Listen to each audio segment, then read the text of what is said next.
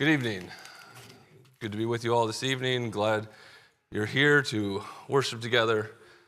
I'd just like to start off by saying Ralph did contact me. He did ask me what I was talking about. It wasn't he just guessed. I didn't really know because I didn't know I was going to be up here until about 2 days ago. And not that this is a thrown together lesson. I've been thinking about this for a while. It was just something that I hadn't actually put down onto paper, and so hopefully my thoughts came together well and it makes sense. So I'm assuming as I came up here, most people can assume what I'm going to talk about tonight. It's probably no surprise that I'm probably going to talk about something that has to do with sports. But not necessarily just sports in and of itself. I'm going to try to tie it into the theme of the year, train up a child in the way they should go. And so my title for this lesson,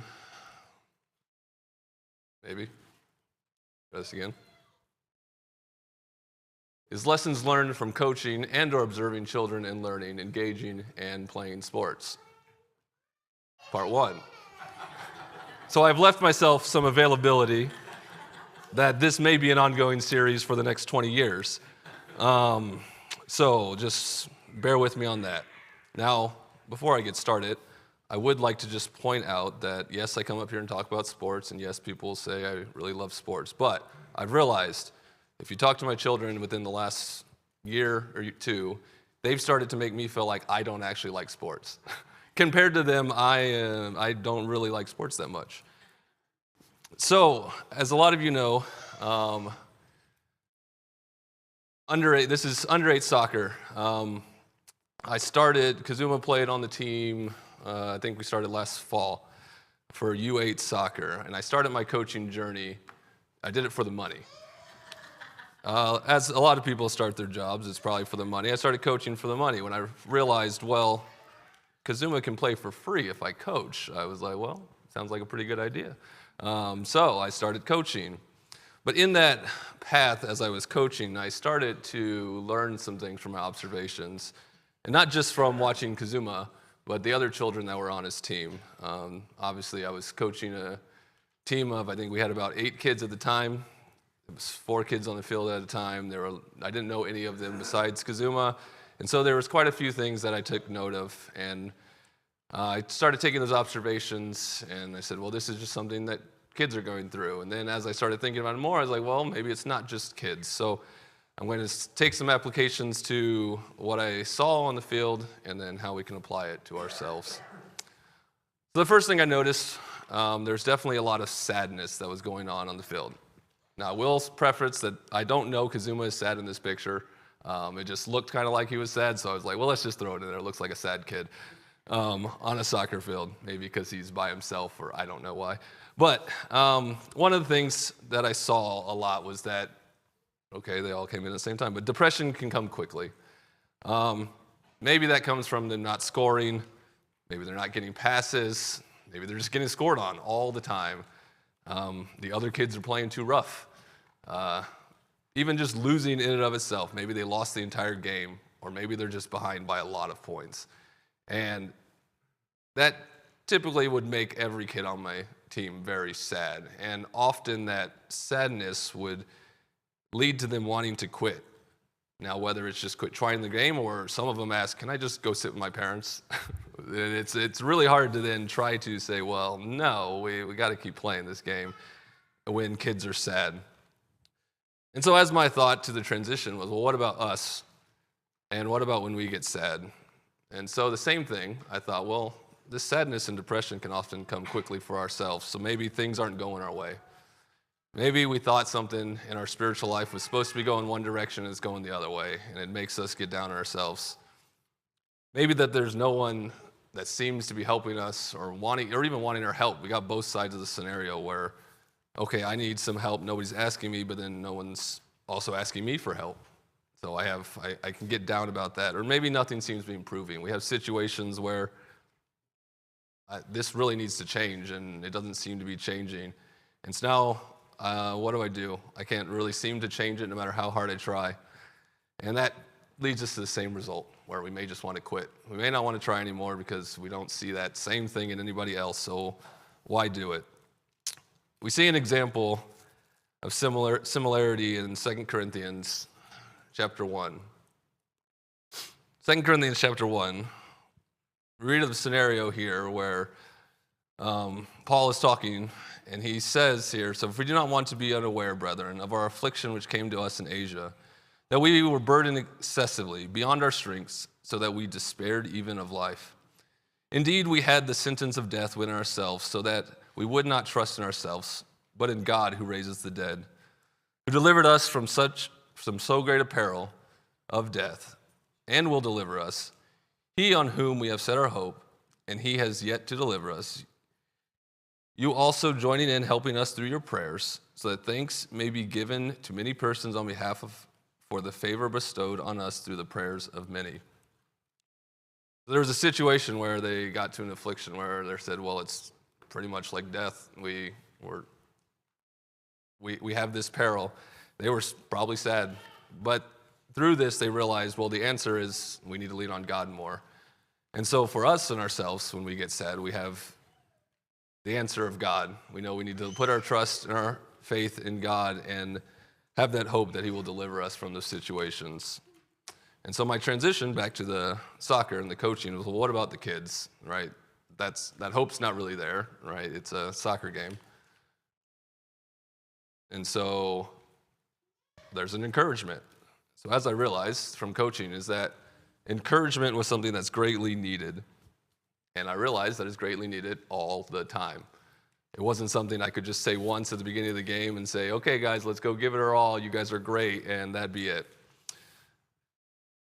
So the interesting thing about this encouragement was, well, I kind of knew how to encourage Kazuma. So that was great. But I didn't really know any other kids. I didn't know how to encourage them or get them when they wanted to quit. And the type of encouragement that I had to do also changed based off the situation. So it's not always the same for each child, as I said. So maybe we're winning. You still need to encourage them to keep trying. If they're losing, you can't just quit. If it's a close game, there's a different kind of encouragement to say, okay, how are we going to associate this? It was also interesting that this encouragement was never given by their teammates. It was always had to be from me, or else they weren't going to get encouragement. And we were in a situation where they couldn't really hear their parents, but oftentimes parental encouragement is not something you find in youth sports too much. It's usually yelling on the other end. And so it came down to me to try to encourage these kids and to say the right things, to help them to see that, okay, well, if we're not winning, that's okay. Or if we're winning, let's continue to do what we're doing well, regardless of the outcome of this game. And so what about our spiritual encouragement? I see the exact same things, that encouragement is greatly needed all the time. It's not a one-time thing. I can say good job to Ryan after one lesson, and that'd be the end of my encouragement to Ryan for the rest of the time we're here.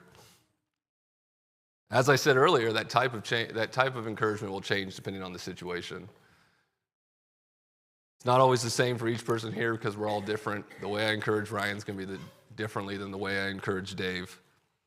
We need to have that encouragement whether we're happy, whether they're happy, or whether they're sad. That the emotions are going to change, and so is the way I'm going to encourage even that same person based off the situation. And so that's part of what makes it really difficult, is that not only is everybody different, but the way I have to encourage that person, depending on their situation, is also different. So my example, or the thought in the scripture I have, is Hebrews chapter 10.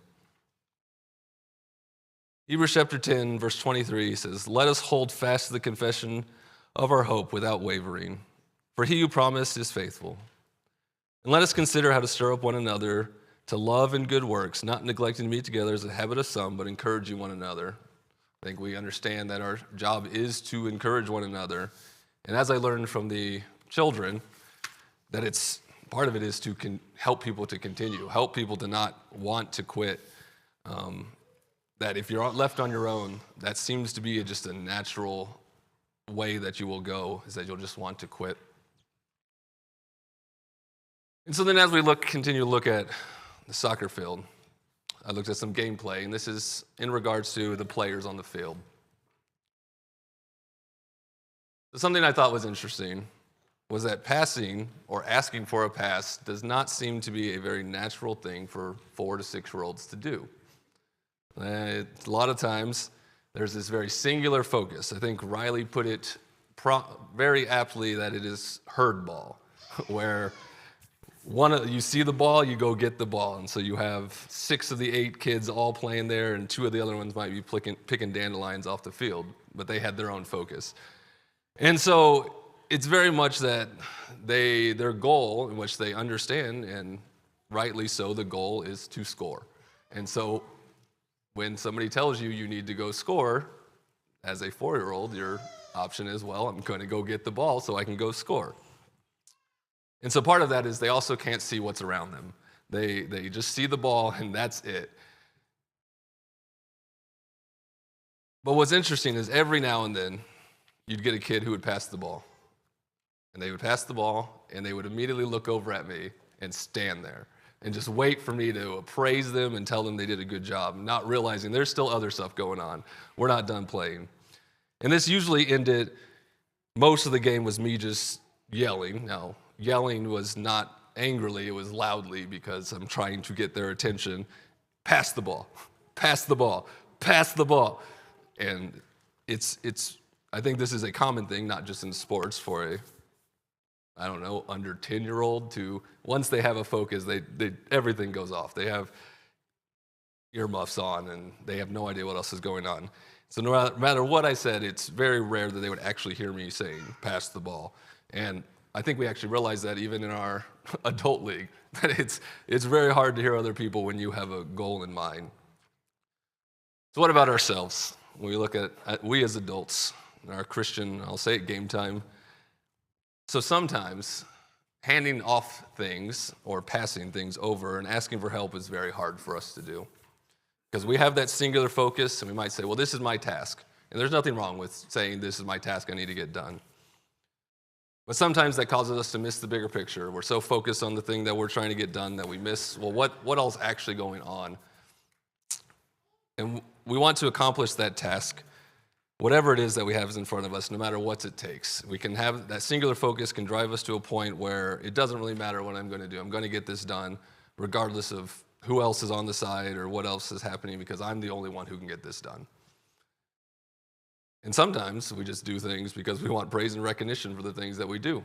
If we haven't been praised, if we haven't been encouraged, as I mentioned earlier, now we might start doing stuff to get that encouragement and the praise that we were needing prior. But the interesting thing is, oftentimes, we have people who are, I'm going to say yelling, to offload some things so they can help. But we're so focused on that thing that's happening that we don't actually hear somebody saying, let me help you. As they say, well, how can I help, is really a call to say, let me help you because I see something you may not be seeing. In Galatians chapter 2, we see, bear one another's burden and so fulfill the law of Christ. And this is a two-sided statement. It's a statement that says, well, this is what I need to do, is to bear my brother's burden.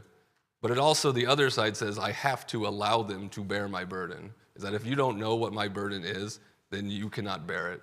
So there's two sides that we have to recognize, and sometimes it's recognize which side we're on. And this scenario, usually we're on the side of, well, I'm not going to let people know what's wrong so they can't actually help me out. But then there was the other side of the gameplay, and that was, well, what was I observing? What was happening to me while everything else was going on? And so while everything was going on, I realized that it was impossible for me to see everything that was going on. Not just players on the field to see what's happening on the field, but I could not watch everything that's happening on the field. Now, as a parent, I of course wanted to watch Kazuma. I wanted to focus in and see, well, how's he doing? How can I help him to get better? But realizing, okay, I agreed to coach this team. There are other kids on the field. And so now I'm trying to balance Kazuma. I'm trying to balance the other kids. And I'm also trying to balance the kids who are on the bench. Because they're not focused, because they don't have a task at hand besides sitting on the bench. And if you try to get a 4 to 6-year-old to sit still while they're not doing anything and everybody else is playing the game they want to play, that doesn't go very well. They were usually kicking balls or on the sidelines, and those balls would roll on the field, and we had to stop play, and yeah, it was just a mess. And then I would get these times where kids would run over to me, because me and the other coach were also having to be the officials, and they'd be complaining about something that happened on the field that I didn't see, right, or the other coach didn't see. Maybe somebody ran into them, somebody shoved them, somebody kicked them in the shin, and they thought it was on purpose, and now they're complaining to me, and I am like, I don't know what happened, right? I didn't see it. I can't address that situation. And so you have to try to deal with these emotions that are going on when nobody actually saw what is happening. And so as I was thinking about, well, how does this apply to us? I think the important thing to notice is, well, oftentimes when we're doing stuff, everybody doesn't have visibility to what everyone else is doing. I think this is especially critical at this time as we have 5 new teams that we've established within the last year or so, that we have a bunch of events that are going on, planning that's going on, that there are a ton of things that are happening right now. I don't know everything that's happening right now. And sometimes I think we have to realize is that because there's so much going on, you may not get the encouragement, you may not get the praise that you think might be coming to you, because somebody may not realize that you did something, because it was there, it happened, but if nobody knows, then that's the way it is. And I think we have this struggle sometimes from our readings, which we'll see things in, like in Matthew 6. Matthew 6 says, "Be careful not to perform your righteous acts before men, to be seen by them. If you do, you will have no reward from your Father who's in heaven. When you give to the needy, do not sound a trumpet before you, as the hypocrites do in the synagogues and on the streets, to be honored by men. Truly I tell you, they have already have their full reward. But when you give to the needy, do not let your left hand know what your right hand is doing, so that you may give in secret, and your Father who sees done in secret and reward you." So we take verses, we see things like this, and we're like, well, I don't want to tell people what I'm doing. But then people sometimes are like, well, I want to be an encourager, so I need to know what you're doing. And so we have this weird balance that we try to figure out, well, how do I let people know what's going on without letting people know what's going on? And I think some of this just needs to be we need to be open. Everything, I think for the most part, this congregation, we're good at being open. We know what's going on, or we're trying to be transparent. No one's trying to hide things. And it goes back to the encouragement. It goes back to what we're doing and how we're handling people. But I think the biggest watch out is that we have to be careful of not thinking that, well, because I don't see it, doesn't mean it's not happening. Just because I don't see somebody working doesn't mean they aren't working. And I think that's just oftentimes a conclusion in our head is, well, if I don't see it, then it didn't actually happen. And then the last part I want to talk about is, well, what happens at the end of a game? I think this was part of the interesting thing that I noted about children and playing sports. And so what I noticed that even in victory, praise from their teammates was unnatural. I say unnatural, it just wasn't something that came often. And what I saw it the first time is when somebody on Kazuma's team scored, I saw everybody cheered, yay, we scored, but they all did it individually in their own space. And then they came back and got ready to play again. And I was just no high fives, no good job teammate, no nothing. So it was just, it was a very interesting routine. And I also noticed it, so as anybody who's played organized sports, I think you would understand that at the end of a game, the game ends, whistle blows, the game's over. What do?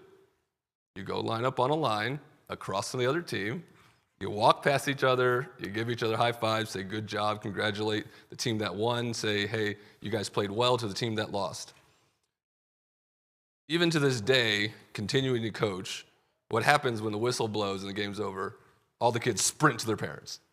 And the first time that happened, I'm standing on this line expecting these kids to just know what's supposed to happen, and they're all gone.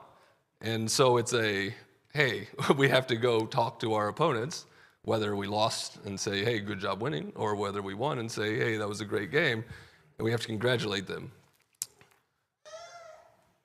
In Luke 15, we have 3 parables of losing something. And I'm not going to focus on the losing thing, but it's interesting what happens when something good happens to them. They call together their friends and they rejoice together. And that's kind of what the end of this soccer and what I think is happening is that, well, they need to rejoice together. You need to be able to celebrate with your team. You need to, even your opponents, to say, hey, I really enjoyed playing that game. Romans 12, verse 15 says, rejoice with those who rejoice and weep with those who weep.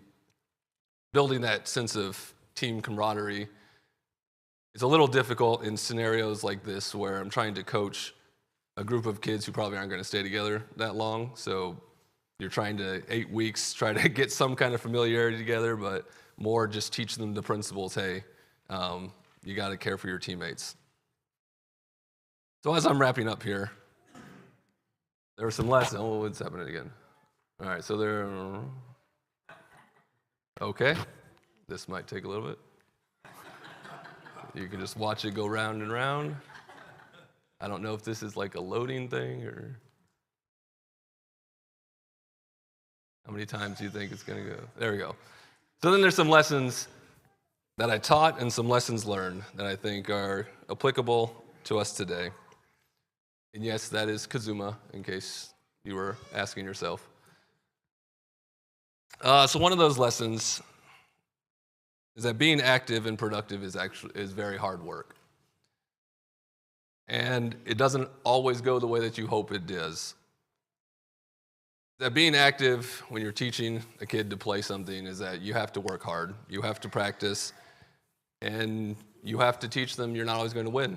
It's not always what you hope that the result's going to be, because I don't think there's a kid that you're going to have in a sport who's going to say, well, I hope we lose.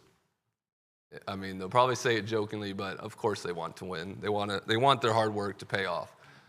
But it's important to teach them, hey, you're not always going to win. There will be times when you're not. And the same thing happens to us, is that we may be working hard.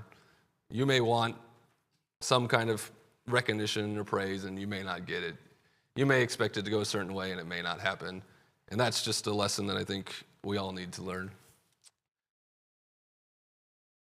Another thing I said was that everyone needs encouragement, and that's encouragement needs to happen often. However, it's going to look different depending on the situation. So when I'm teaching these kids that, hey, your teammates, they just scored. You need to go tell them good job. Or your teammate just let a ball go through the goal. You need to go tell them they'll get it next time. And the same thing happens with us, that we need to be able to encourage one another when things are happening. When we know someone did a good job, tell them they did a good job. I think Ryan is a good example of this. I don't know if there's a time when I've gotten up to say anything that he hasn't found me after a service and told me, hey, you did a good job, regardless of how I think I did on that. And I think that's how we need to be, is that we need to recognize when someone's doing whatever it is, there needs to be some kind of recognition. And I know I am not good at that, verbally doing it. It's more of I think it in my head and don't go say it. So I'll take this time to say, I recognize the things that everyone here is doing, and you're all doing a great job. Another point that was taught and is learned is sometimes we need to ask for help to achieve our goals. We can't do it all ourselves. There were always these kids on the field who wanted to take the ball coast to coast. They wanted to go from one goal to the other goal and score. And I think that was the goal of most kids. But not realizing, hey, there's 3 defenders in front of me, my teammate's standing right in front of the goal. If I just passed it, we could have scored. I think sometimes we do the same thing where we don't recognize somebody's waiting there with maybe more expertise or is in better position to handle something than we are ourselves. We all need help, and we all need to be willing to ask for that help. And finally, we need to notice that we don't have visibility on everything that's going on. I think part of our goals, even on a soccer field, is try to recognize and look more around us and not just at our feet and the ball that's right in front of us, but recognize what all's happening. We can't assume that because we don't see others in the work that they're doing that they aren't working. And we also have to say that we're not always going to get the praise we want or need, because it may not be evident to everyone else the work that we're doing. I think as we see these lessons that we can learn from kids playing soccer, we can apply them to our lives and grow and help ourselves, and hopefully to help better edify one another. And we have opportunity tonight that if there's any needs from anybody in the congregation, any help that you need at this time, you can come forward and ask. If you need to correct your life, or if you need to get your life right, be with God and be baptized at this time, now is the time to do it as we stand and sing.